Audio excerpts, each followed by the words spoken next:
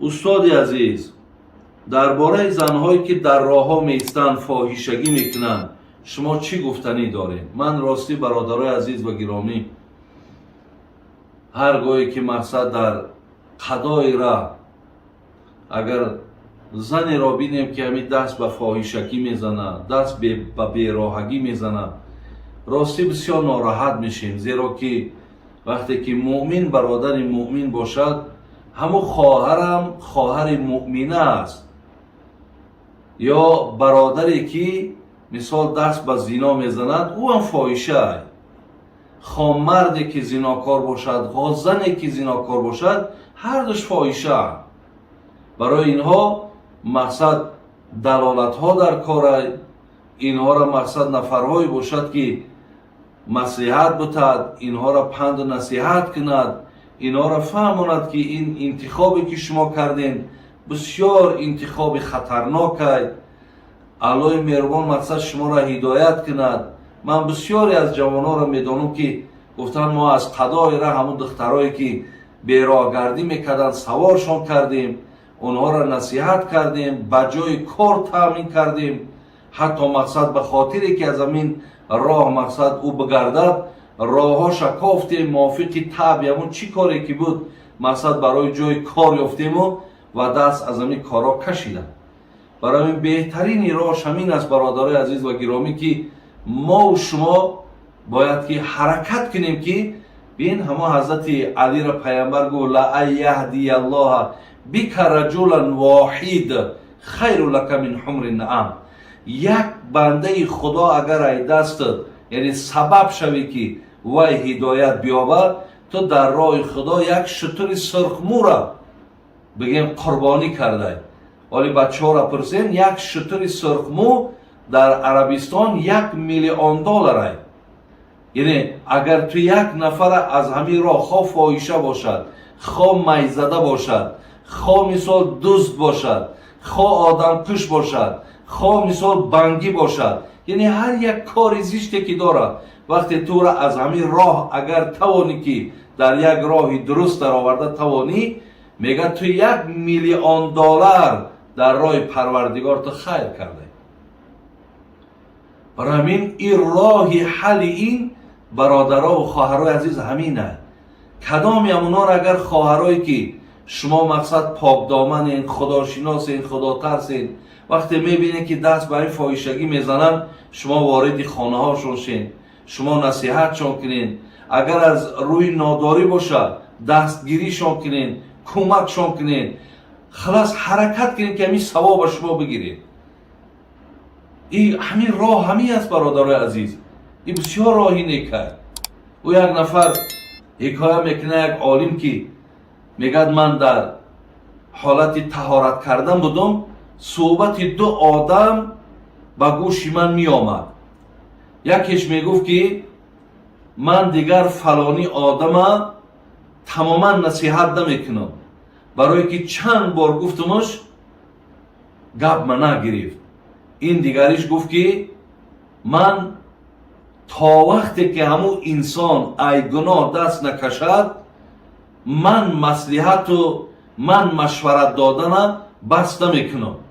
мега гапи ҳамин одам манда бисёр маъқул омад ки мақсад то замоне ки ҳамин одам аз маъсияту аз гуноҳ даст накашад, ман робитама аз ҳамин одам намеканам, ман барои машварат метавам, ман барои ин мақсад роҳҳо меёбам. бар ҳамин ҳар як нафаре ки ҳастед бародарои азиз, вақте мешиносеншон, медоненшон, ҳаракат кунед ки онҳо ҳам хоҳаро бародарои мо ва шумо ҳастанд. барои ҳамин чӣ қадар мо агар ин нафарҳоро маслиҳат бутем, инҳоро мақсад ҳамун шароитошона, ҳамун норасоиёшона агар ба шарте ки тавонем ки иҷро кунему вай дар роҳи дуруст дарояд, бародарои азиз, шумо ба сӯи аллоҳ сипосгузорӣ кунед ки ай дасти шумо як одам мақсад сабаб шудени вай ҳидоят ёфтагӣ. яъне роҳи инҳо бародарои азиз ҳамин аст. оли ҳамин худотонро фикр кунед, оё шумо ягон бор даст ба зино назадед? оё хоҳарое ки мисол шумо ҳам ҳамин корро накардед? вале бубин коре یا صحبت یا نفر سبب شد شما از همین راه گشتید. برای همین کاری که شما هم برای اونها با سبب شید. خدا خواهد اینجا در بعد نور بالای نور می شود.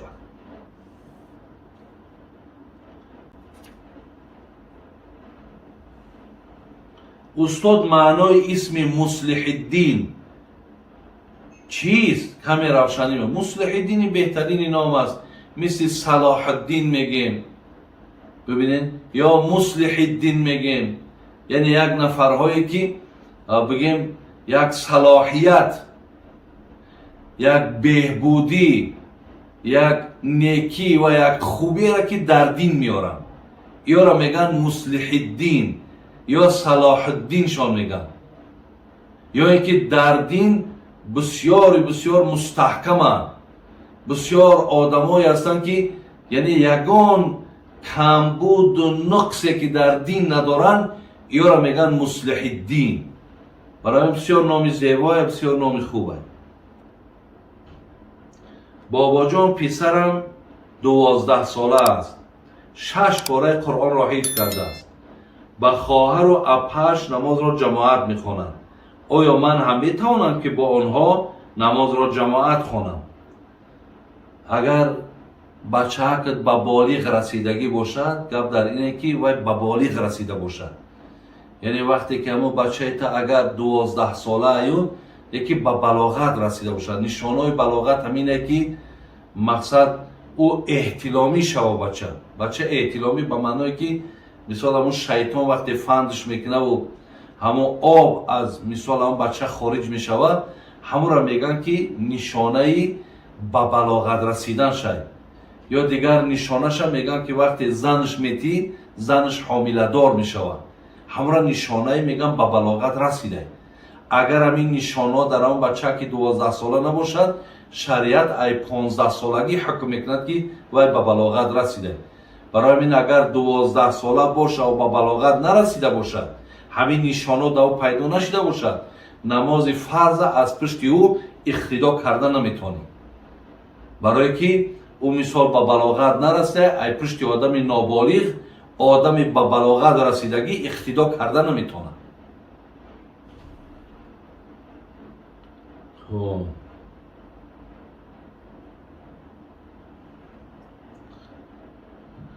بابای حاجی پدر به خاطر کارهای ناچیز با فرزندها 3-4 ماه از گپ نمیزنند.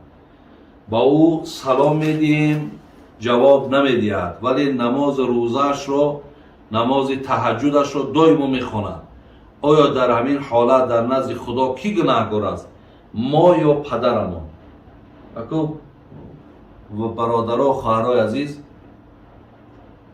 حرکت کنیم که پدر و مادر به خودش ناز دارد، قهر دارد، قهرگی دارد، خب یکان دل رنجی دارد، لیکن به هر حال اینا یک کان رحمند. در یک لحظه باز از همو قهرش، از همو مثال بگیم یکان سخنی بلند گفتگیش با پشیمان میشه، برای که شما فرزنداشید. برای همین خواهرای عزیز، وقتی میبینید پدراتون ملالن، میبینید مادراتون خفن، قطعیتون گپ نمیزنن، شما حرکت کنین که گپ زنید. حرکت کنین که مثال راه های همون آشتگی را بیابید. خوبش همیه. وقتی اون ملال شده بگوی ای توکلش به خدا و گناهگاره، با این برادر عزیز کار حل نمیشه. همین چیزا هم در ذهناتون بگیرید.